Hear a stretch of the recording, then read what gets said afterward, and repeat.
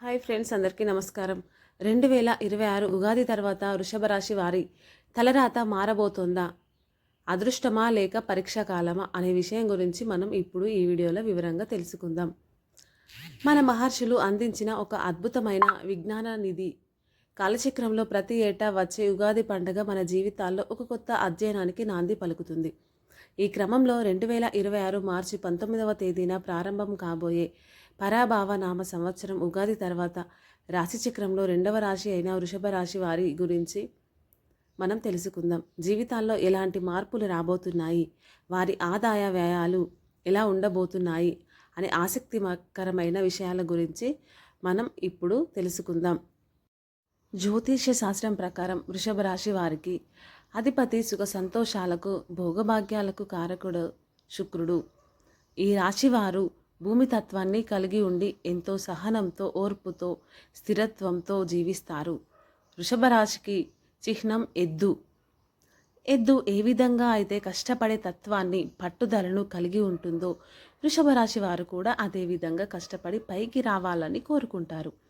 వీరిపై శుక్రుడి ప్రభావం ఎక్కువగా ఉండటం వల్ల వీరు అందాన్ని, విలాసవంతమైన జీవితాన్ని ఇష్టపడతారు.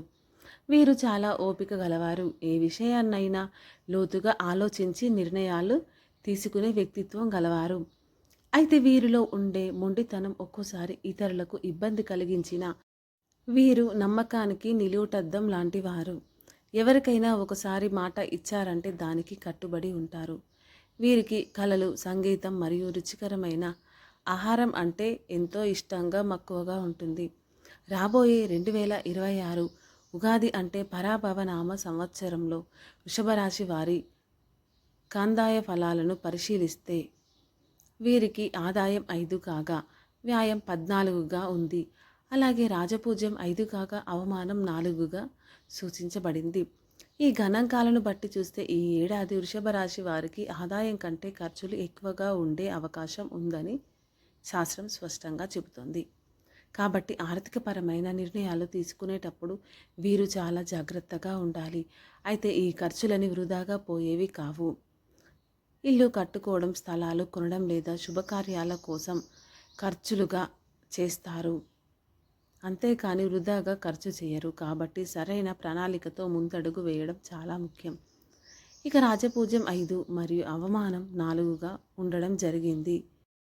గౌరవ మర్యాదలకు ఏమాత్రం లోటు ఉండదు. మీరు చేసే పనులకు చక్కటి గుర్తింపు లభిస్తుంది మరియు నలుగురిలో మీ మాటకు విలువ కూడా పెరుగుతుంది. గ్రహ సంచారాల ప్రకారం చూస్తే ఈ పరాభవనామ సంవత్సరం వృషభ రాశి వారికి ఒక సువర్ణ యుగం అని చెప్పవచ్చు.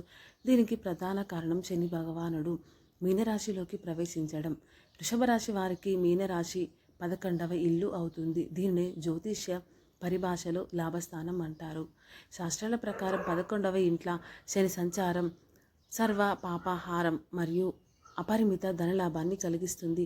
వ్యాయం ఎక్కువగా ఉన్నప్పటికీ ఈ శని ప్రభావం వల్ల మీకు రావాల్సిన డబ్బు సకాలంలో అందుతుంది. ఎప్పటి నుంచో నిలిచిపోయిన పనులు పూర్తవుతాయి. దీనికి తోడు రాహు కూడా 10వ ఇంట్లో ఉండటం వల్ల వృత్తి, ఉద్యోగాల్లో అనూహ్యమైన మార్పులు వస్తాయి. ఉన్నతాధికారుల అండదండలు లభిస్తాయి. ప్రమోషన్లు వచ్చే అవకాశం ఉంది. వ్యాపారస్తులకు ఇది చాలా అనుకూలమైన సమయం. కుటుంబం, జీవితం విషయానికి వస్తే 2026 ఉగాది తర్వాత వృషభ రాశి వారి ఇంట ఆనందాలు వెల్లివిరుస్తాయి. గురుగ్రహం యొక్క అనుకూల సంచారం వల్ల మీ కుటుంబంలో ఉన్న చిన్నపాటి కలహాలు తొలగిపోతాయి. అవివాహితులకు వివాహాలు గడియలు దగ్గర పడతాయి మరియు మీ ఇంట్లో శుభకార్యాలు జరిగే సూచనలు మెండుగా ఉన్నాయి. ముఖ్యంగా మీ మాట తీరులో సానుకూల మార్పు వస్తుంది. మీ వాక్చాతుర్యంతో అందరినీ ఆకట్టుకుంటారు. సంతానం కోసం ప్రయత్నించే వారికి ఈ ఏడాది శుభవార్తలు అందుతాయి. అయితే అవమానం సంఖ్య 4గా ఉంది. కాబట్టి కుటుంబ విషయాలను మూడో వ్యక్తితో పంచుకోకపోవడం ఎంతో ఉత్తమం. బంధుమిత్రులతో ఆచితూచి వ్యవహరించడం ద్వారా అనవసర వివాదాలకు దూరంగా ఉండవచ్చు. ఆరోగ్యపరంగా వృషభ రాశి వారు ఈ ఉగాది తర్వాత మెరుగైన ఫలితాలను పొందుతారు. గతంలో ఉన్న దీర్ఘకాలిక అనారోగ్య సమస్యలు ఈ కాలంలో తగ్గుముఖం పట్టే అవకాశం ఉంది. అయితే వ్యయం ఎక్కువగా ఉండటం వల్ల కొంత మానసిక ఒత్తిడి లేదా నిద్రలేమి సమస్యలు వచ్చే అవకాశం ఉంటుంది. అలాగే ఆహార ప్రియులకు వృషభ రాశి వారు అతిగా తినడం వల్ల వచ్చే జీర్ణ సంబంధిత సమస్యల పట్ల జాగ్రత్తగా ఉండాలి. అనవసర ప్రయాణాల వల్ల ఒళ్ళు నొప్పులు వచ్చే అవకాశం ఉంది కాబట్టి తగినంత విశ్రాంతి తీసుకోవడం ముఖ్యం. క్రమబద్ధమైన వ్యాయామం, యోగా, మరింత ధ్యానం చేయడం వల్ల మానసిక ప్రశాంతత లభిస్తుంది. పరిహారాల విషయానికి వస్తే వృషభ రాశి వారు తమ అదృష్టాన్ని మరింత పెంచుకోవడానికి మరియు అధిక వ్యయాన్ని అదుపులో ఉంచుకోవడానికి శుక్రుడిని ఆరాధించడం శ్రేయస్కరం. ప్రతి శుక్రవారం మహాలక్ష్మీదేవికి పూజ చేయడం, లలిత సహస్రనామ పారాయణ చేయడం వల్ల మీకు అఖండ ఐశ్వర్యం సిద్ధిస్తుంది. తెలుపు రంగు వస్త్రాలు ధరించడం లేదా తెల్లటి పూలతో అమ్మవారిని పూజించడం శుభప్రదం. అలాగే 11వ ఇంట్లో ఉన్న శనిదేవుడి సంపూర్ణ అనుగ్రహం కోసం ప్రతి శనివారం పేదలకు లేదా వికలాంగులకు అన్నదానం చేయడం వల్ల మీ పురోభివృద్ధికి ఉన్న అడ్డంకులు పూర్తిగా తొలగిపోతాయి. గోమాతకు పచ్చగడ్డిని లేదా పండ్లను తినిపించడం వల్ల వృషభ రాశి వారికి విశేషమైన పుణ్యఫలం దక్కుతుంది.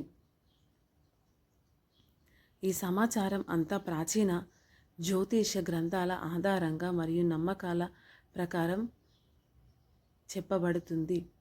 గ్రహగతులు ఎప్పుడూ ఒకేలా ఉండవు కాబట్టి సద్గుణాలతో మరియు దైవ చింతనలతో చేసే పనులు ఎప్పుడూ సత్ఫలితాలనే ఇస్తాయి.